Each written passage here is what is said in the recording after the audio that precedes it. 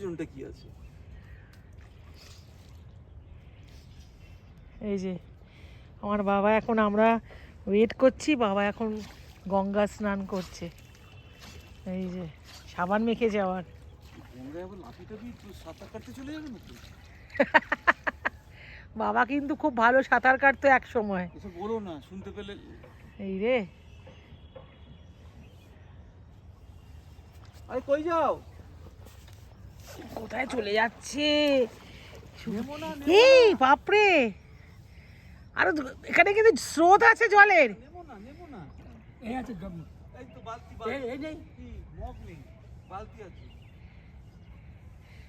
দেখ আমার বাবার অবস্থা, 91 বছর বয়স, বসো বসো, বালতি ঢেলে দিচ্ছি।